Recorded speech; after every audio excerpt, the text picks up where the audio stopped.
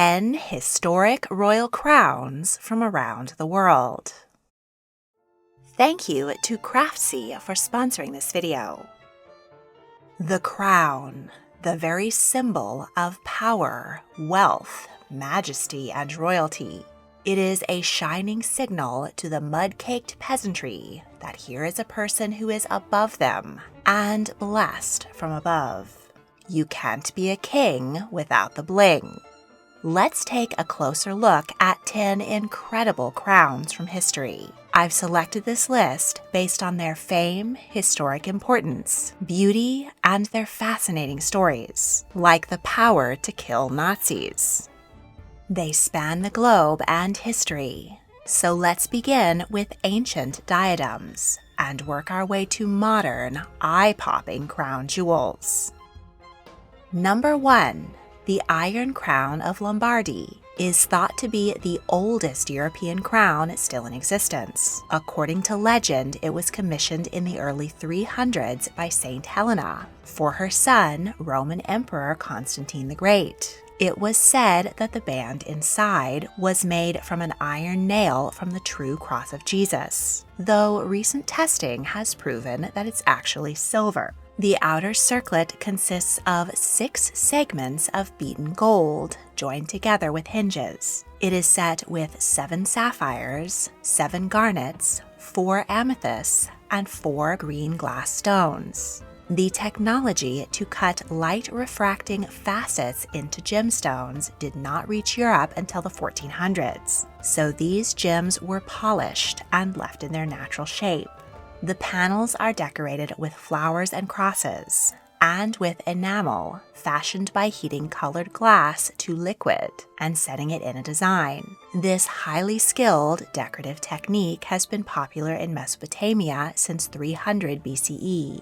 The iron crown is very small. With a circumference of only 18.5 inches, 48 centimeters, it does not fit around the average adult head. Some explain its petite size by theorizing that it was originally a votive crown, suspended on chains over a church shrine rather than actually worn.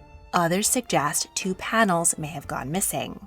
Either way, this teeny tiny crown was placed on some very big heads. In the 600s, Pope Gregory presented it to Princess Theodelinda of the Lombards, the tribe that conquered central Italy after the fall of the Roman Empire. When Charlemagne conquered the Lombards in 774, the iron crown was placed atop his cranium. He used a different crown for his famous coronation as Holy Roman Emperor on Christmas Day 800. But that crown has since been lost, and the iron crown is the only one still in existence known to have been worn by the Father of Europe. Subsequent kings of Germany traveled to Rome to be crowned Holy Roman Emperor by the Pope, and on their way they stopped in Milan to be crowned King of the Lombards with the Iron Crown as well. In 1805, Napoleon Bonaparte conquered Italy. Ever the showman, he threw himself a magnificent coronation and placed the ancient crown on his own head, proclaiming in the words of kings long past, "God gives it to me. Beware whoever touches it." After Napoleon's downfall, the crown was taken to Vienna and presented to Emperor Ferdinand I of Austria. He was the last person to wear the Iron Crown in 1838. In the 1860s, Italy won independence from the empire, and the Iron Crown was returned to the Duomo of Monza, where it can be seen today. 2. The Gold Crowns of Silla are a collection of fabulous crowns dating back to the kingdom of Silla, one of the 3 kingdoms which shared the southern Korean peninsula from 57 BCE to 668 CE. The crowns were discovered in a series of tombs dating between the 5th and 7th century in the city of Gyeongju.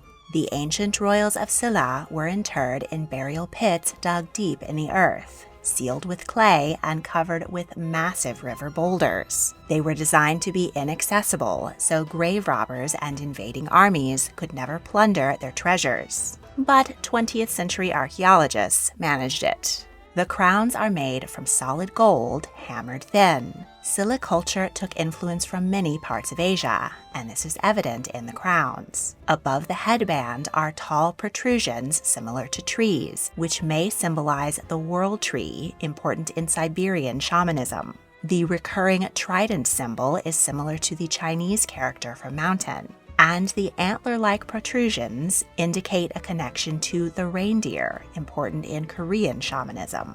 Many of the crowns also have dangling chains decorated with gold leaves. Some are hung with pieces of jade and glass cut into comma shapes, symbolizing a bounty of fruit. They are also covered in small, polished gold mirrors, which would have lit up like a disco ball in the sunlight, and reinforced the belief that the king was the representation of the sun on earth. The largest crown is 17 inches or 44 centimeters tall. This was likely worn by a king, but other crowns probably belonged to queens and princes, though it is not known which royals wore these impressive diadems.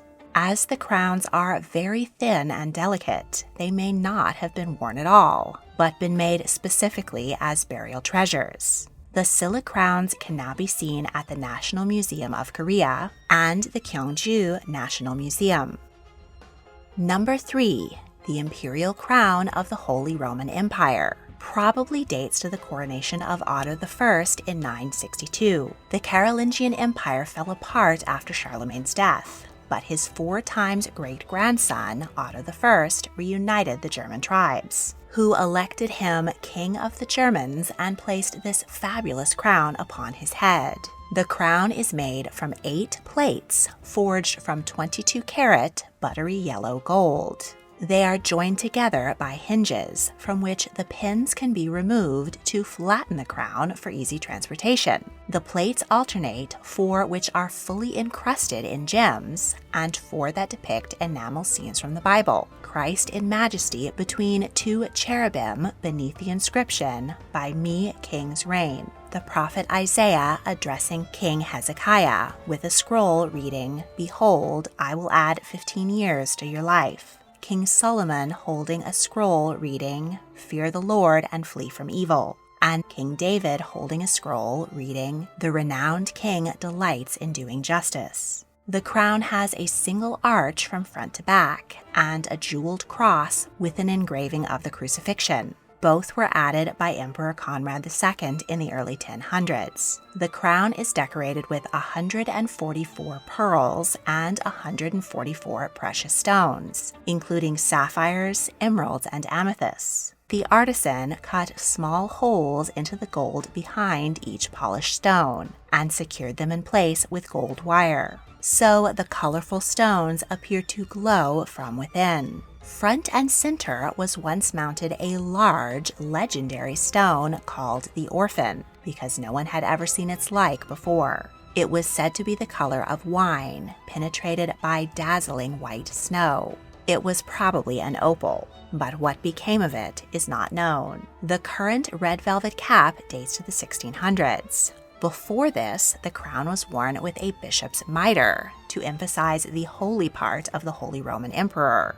The imperial crown was used in the coronation of every Holy Roman Emperor up to Francis I in 1792. When the empire fell to Napoleon in 1806, the crown was kept safe in Vienna. However, it was looted by the Nazis in 1938 and taken to a bunker under Nuremberg Castle with other crown jewels. After the war, American soldiers recovered the treasures and returned them to Vienna. There is a rather famous photo of Private First Class Ian Babcock wearing the imperial crown, but this was actually a copy made for Kaiser Wilhelm II in 1915. The real imperial crown of the Holy Roman Empire is currently on display at the Hofburg Palace in Vienna, Austria.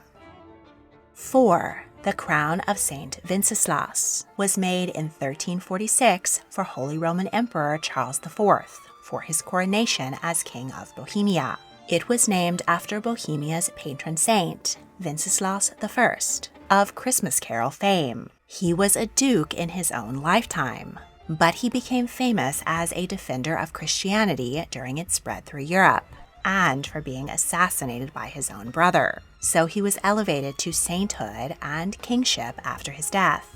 The St. Wenceslas crown is made from 22-karat gold and decorated with 20 pearls and 91 polished precious stones, 19 sapphires, 3 emeralds, and 44 spinels. A red stone, which has long been confused with rubies, but was discovered to be chemically distinct in the 1800s. The base consists of 4 sections, joined with hinges, each topped with a fleur-de-lis. This stylized lily with 3 petals symbolizes the Holy Trinity, Father, Son, and Holy Ghost. Though it is most associated with the French royalty, it was an important emblem of medieval Christian royals across Europe. Fleur-de-lis and crosses are common motifs in European crowns. The St. Wenceslas crown also has another popular design feature: 2 arches representing the king's sovereignty over his own domain, with a cross above it symbolizing Christ's sovereignty over the world. This crown was used in the coronation of monarchs of Bohemia, who were also Holy Roman emperors, until Ferdinand V in 1836. According to legend, if any usurper should wear the saintly crown, they will be doomed to die a violent death within a year. In September 1941, the Nazis sent a particularly cruel officer, Reinhard Heydrich, to govern Bohemia. Hitler himself called him the man with the iron heart. Supposedly, while inspecting St. Vitus's Cathedral, Heydrich secretly placed St. Wenceslas's crown on his head. In May 1942, the Czech resistance threw an anti-tank mine at his car. Reinhard died a week later of his horrific injuries. Today, the St. Wenceslas crown is kept in a secret chamber inside St. Vitus Cathedral. The door requires 7 keys to be unlocked, which are held by the President of the Czech Republic, the Archbishop of Prague, and other key figures. The jewels are only put on public display for special occasions. They were exhibited in May 2016 to mark Emperor Charles IV's 700th birthday. St. Wenceslas himself can also be visited at the cathedral. His skull is kept there and paraded out on special occasions. Ogling all of these gorgeously crafted crowns has me itching to make something beautiful of my own. I love to craft, and I get so much fulfillment from making things. That's why I adore Craftsy, an online community where millions of crafters and DIY enthusiasts find inspiration and advance their skills. Craftsy offers more than 2,000 exciting classes on knitting, crochet, quilting, sewing, painting, drawing, cooking, baking, cake decorating, and more. Classes are broken down into easy-to-follow lessons and are led by friendly instructors who share their creative wisdom, tips, and tricks as they provide step-by-step demonstration. The new stitches I learned from Kat McTee's embroidery classes have inspired me to create my very own version of the Bayou Tapestry. And I got some awesome tips on saving money at the grocery store from Amanda Hawes's Mindful Meal Planning class. The first 1,000 new members to click the link in the description will get a full year of premium membership to Craftsy for only $1.49. And now, back to history.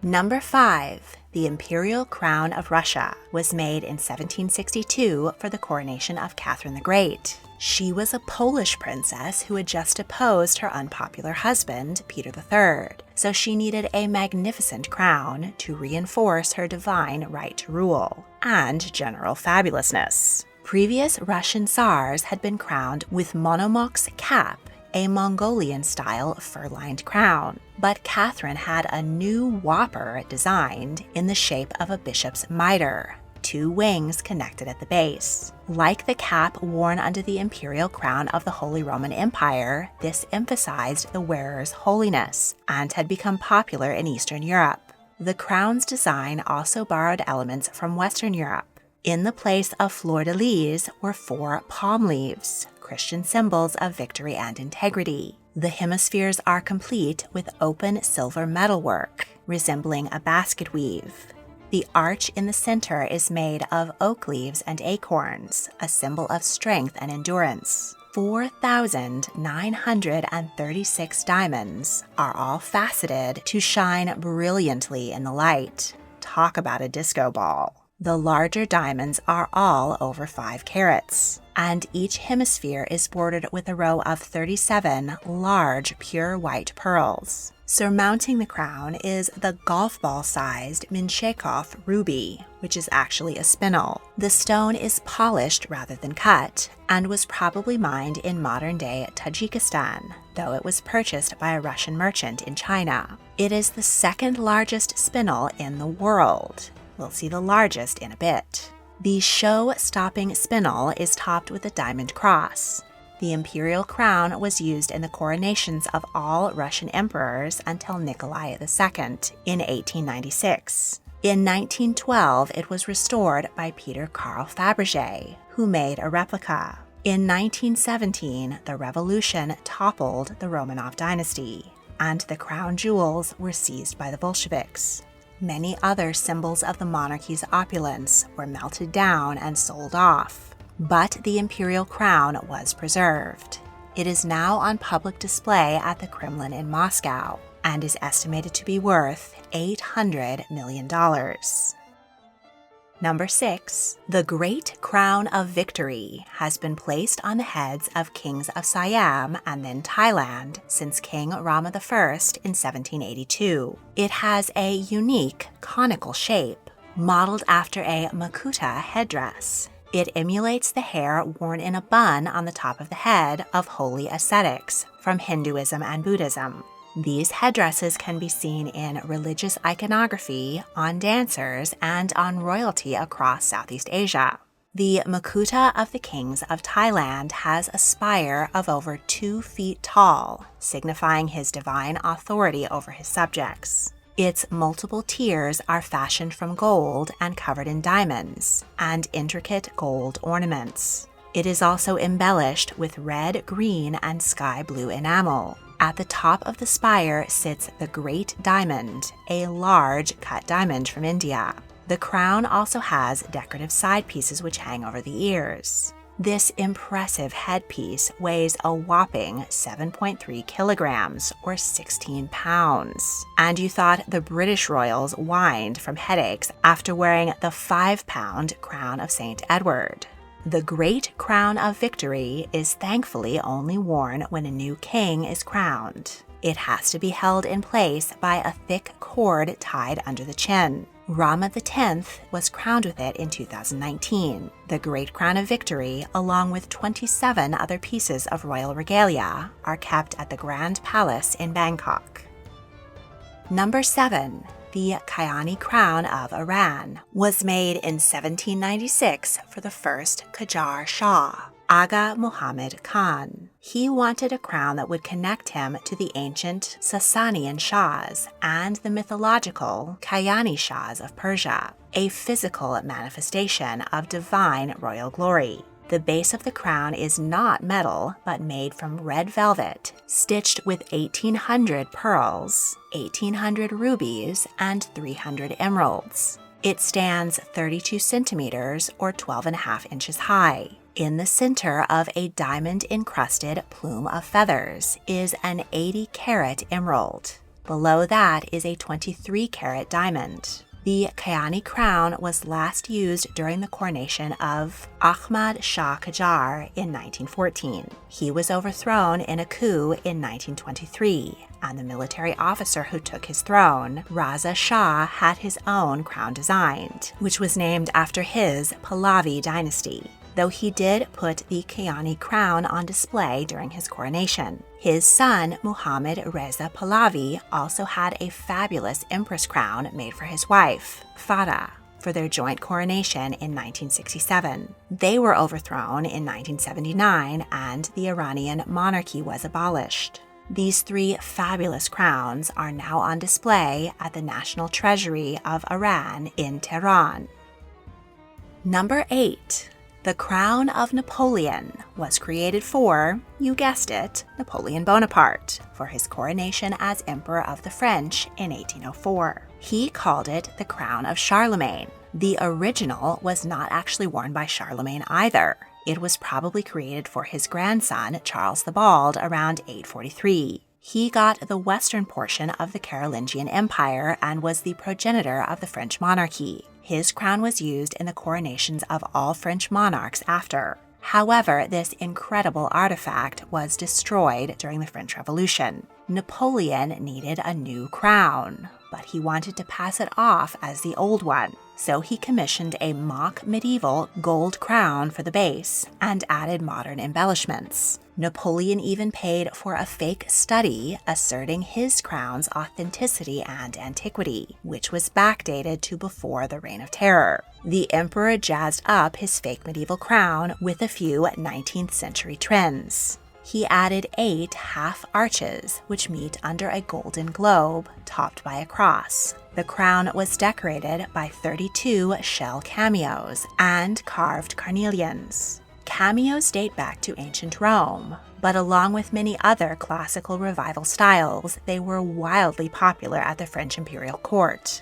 Empress Josephine owned a magnificent cameo tiara, which is currently worn by Swedish royal brides. Check out my episode on historic tiaras. When Napoleon walked into Notre Dame, he wore a golden laurel wreath, reminiscent of Roman emperors. At the pivotal moment, he placed the crown on his own head. His enemies complained of his arrogance, but everyone knew that Napoleon had gotten the crown with his own cunning, rather than by divine or genetic provenance. After Waterloo, the Bourbon monarchy was restored. King Charles X refused to have the Italian usurper's crown touch his head. So, the sole remaining pre-revolutionary royal crown, the crown of Louis XV, was dug up. This was the last French coronation. When France became a republic for the third and final time in 1870, the National Assembly decided to get rid of some of the crowns that were just lying around waiting to be worn. So they sold most of the French crown jewels. Only a handful of the most important were kept. Napoleon's crown made the cut and is now on display at the Louvre in Paris. Number 9. The Shripech crown of Nepal was first worn by King Rajendra Bikram Shah in 1816, though it may be older than that. The Shripech is fashioned from gold and silver and embellished with 2,372 pearls, 723 diamonds, 48 emeralds, and 16 rubies. Its most unique feature is the kalki, a bundle of tail feathers from a bird of paradise. It was only worn during the coronation of a new king. The crown was placed on his head by a royal priest at a specific moment chosen by astrologers to be the most auspicious. After the coronation, the king was saluted by his family and people, then paraded through the streets of Kathmandu on the back of an elephant. The astrologers must not have picked very lucky dates recently. In 2001, Crown Prince Dipendra supposedly walked into a royal garden party and massacred his family, then turned the gun on himself. The prince was in a coma for 3 days, during which time he was technically king. After his death, his only surviving uncle, Gayendra, was crowned. This was the last Nepalese coronation. In 2008, the monarchy was abolished in favor of a republic. The Shripech crown is currently on public display at Narayaniti Palace Museum. It is estimated to be worth $60 million. Number 10, the Imperial State Crown of the United Kingdom, is the newest crown jewel on our list and was made in 1937 for King George VI.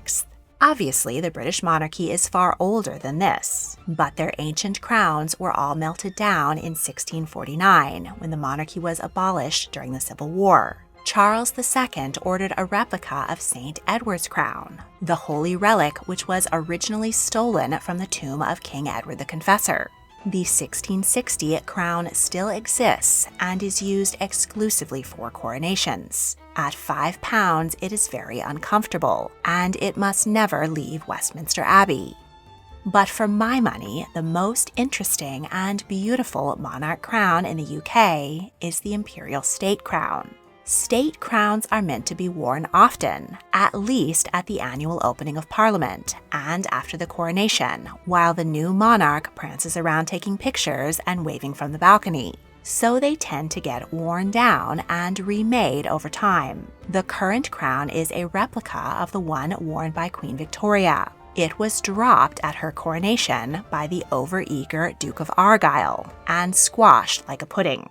The crown itself may be new, but it contains the treasure trove of the royal family's astonishing historic gemstones, which have been refitted into every new state crown. It contains 2,868 diamonds, 273 pearls, 17 sapphires, 11 emeralds, and 5 rubies. Front and center is the 317-carat Cullinan II diamond. This is the second largest of several diamonds cut from the Great Star of Africa, a 3,106-carat or 1.36-pound stone, the largest in the world.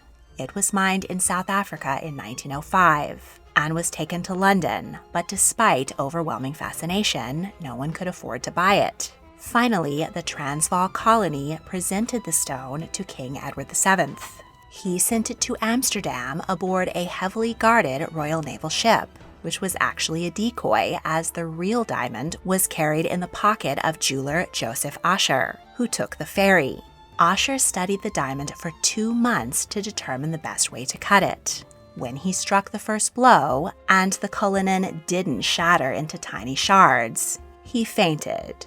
It took 3 jewelers 8 months to cleave the rock into 9 dazzling diamonds. The largest, the Cullinan I, tops the sovereign scepter.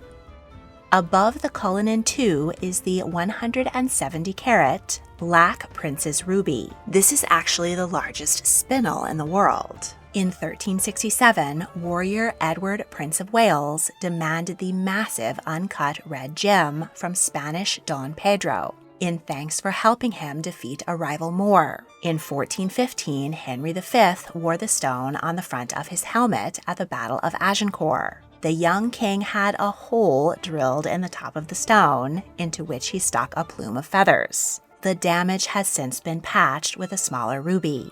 Henry won the day in an unlikely landslide, securing the crowns of both England and France. In 1485, Richard III wore the gem to the Battle of Bosworth, but it wasn't as lucky for him. He received a mortal head wound, and according to legend, his battle crown was found under a bush and placed on the head of the new king, Henry VII. On the back of the crown is the Stuart sapphire, purchased by Charles II in 1660. When his brother, James II, was forced off the throne and fled to France, he absconded with the giant sapphire. He passed the jewel down to his descendants until they ran out of money and sold it back to King George III in 1807. Below the Mond hang 4 oriental drop pearls, 3 of which are said to have belonged to Catherine de' Medici, who gave them to her daughter-in-law, Mary Queen of Scots. After her execution in 1587, they fell into the hands of her cousin, Queen Elizabeth I, who wore them on her ruff. In the center of the cross is St. Edward's sapphire, the oldest gemstone in the British crown jewels, dating back to 1042. The stone was reportedly taken from a ring removed from the sainted king's corpse. The design of the imperial state crown is based on previous English crowns, with 4 alternating crosses and fleur-de-lis. The arches are in an oak leaf pattern similar to the Russian imperial crown. For the 1953 coronation of Queen Elizabeth II, the crown was resized for her smaller head, and the arches were lowered by 1 inch to give the crown a more feminine appearance. It was modified again for the coronation of King Charles III in 2023. This incredible historic crown is estimated to be worth $2 billion. Today, the Imperial State Crown and all the rest of the British Crown jewels can be seen at the Tower of London. On next week's episode, we'll explore even more incredible royal antiques when we take a seat on 10 fabulous thrones from around the world. Don't want to wait to see the next episode? Patrons get exclusive early access to all of my multi-part series. If you would like to join my Patreon and help me make more fascinating videos, click on the link in the description. Thank you for watching.